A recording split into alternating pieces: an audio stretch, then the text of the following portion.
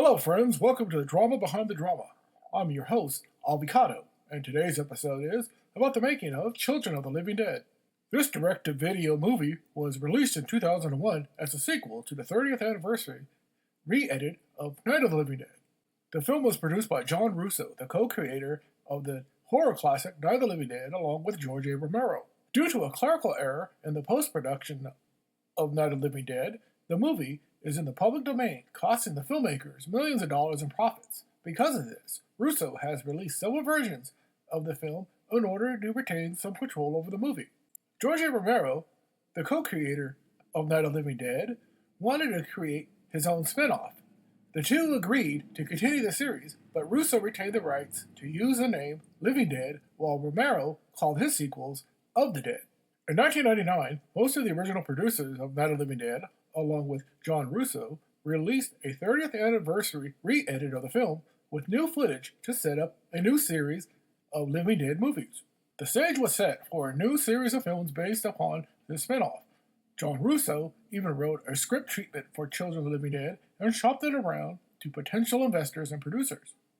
One investor, Joe Wolf, decided to invest $500,000 for the production. He invested in the films A Nightmare on Elm Street and Halloween 2 and 3, but the money came with strings attached.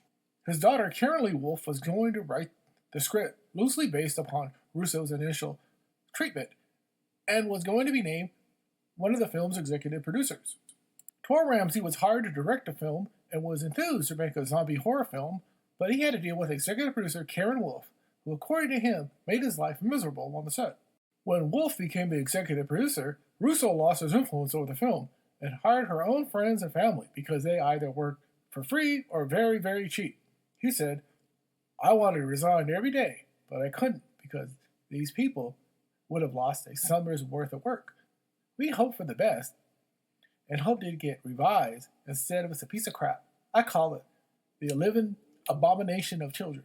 Wolf cut the budget wherever she could, and even wrote a small role for herself in the film. Director Tor Ramsey had this to say about Karen Lee Wolf in an email he sent to the website Homepage of the Dead back in 2001. "She wrote a script so horribly incompetent that nearly a dozen writers and directors had to walk off the project due to her obsessiveness over no changes being made to her script. In addition to being an untalented, inexperienced, uninformed, excuse me while I get another list of adjectives, spoiled, immature, arrogant hack. Karen had never seen Day of the Dead or Dawn of the Dead, or even modern horror films like Scream. In fact, she thought zombie movies and Fangoria fans were stupid and wouldn't stoop to their level. So she created a level of her own to stoop to. Karen conned and manipulated her aging father into greenlighting her pathetic script. Then Joe let Karen go out to Pittsburgh to supervise.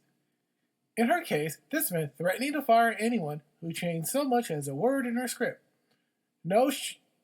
We were running interference on Karen sneaking around to do gags with Savini. When the actress told me the lines made no sense and wanted to work through the scene, Karen wouldn't allow changes to be made.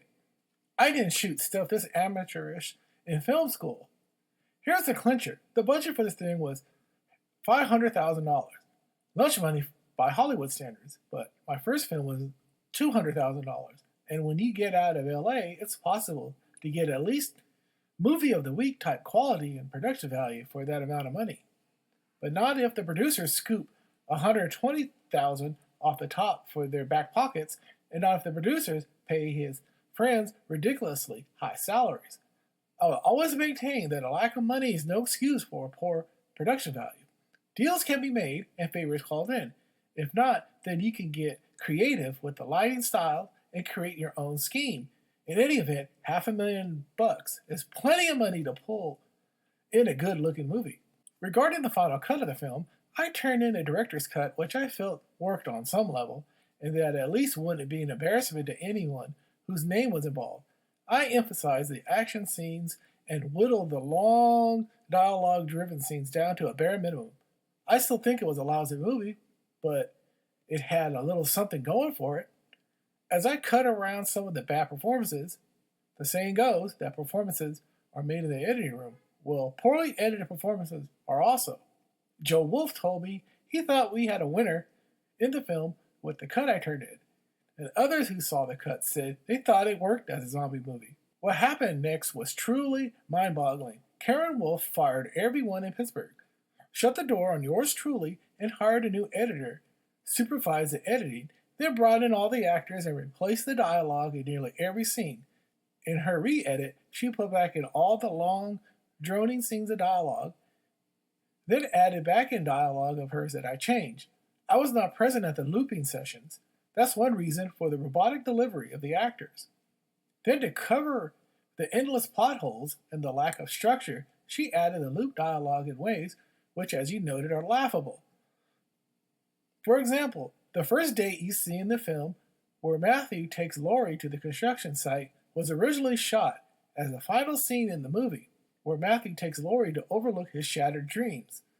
When it was brought up that there wasn't enough character development in the relationship between Laurie and Matthew, they added in the ridiculous dialogue you heard and tried to make it look like a first date. The worst thing she did was in her butchering and slaughtering the sequence with Tom Savini. Personally, the incessant mumbling made me wonder if this was a zombie movie or Savini doing Popeye. Secondly, the scenes were completely robbed of any suspense or tension due to the unorthodox editing and lack of musical score. Originally, Savini's daughter was cast, and she turned in a terrific performance as a girl being pursued by zombies, who Savini saved by blowing up the car. She was also in the scene right after that with Savini saving her from the two oncoming zombies. Why she was cut out is probably due to the fact that Karen didn't like her. As for the choices in editing, I wasn't present, so I had no idea what was going through this guy's head. Louis Schoenbrand did the re-edit. I never once contacted he or Karen to cover the many numerous plot holes that were in Karen's script. The two of these guys got together and put together scenes that were outtakes drawn from the context of other scenes with loop dialogue dropped over. What was going through these people's heads is beyond me, but ain't show business grand? Due to the negative backlash that Children of the Living Dead received by horror film fans and movie critics, Russo never got the chance to make another film for the series, but instead continued the storyline in comic books. Karen Lee Wolf never wrote another screenplay and produced one more film along with her father, the 2004 horror film Hellbent, while director Tor Ramsey is working on releasing his sixth feature-length film, Love Lost Long Island. Despite largely being forgotten upon its release, Children of the Living Dead has slowly become a cult classic due to how bad the movie is. In hindsight, by all accounts, it's a terrible film, but highly entertaining for all the wrong reasons. That's all, folks. My name is Alvy Cado, and I hope you enjoyed the show.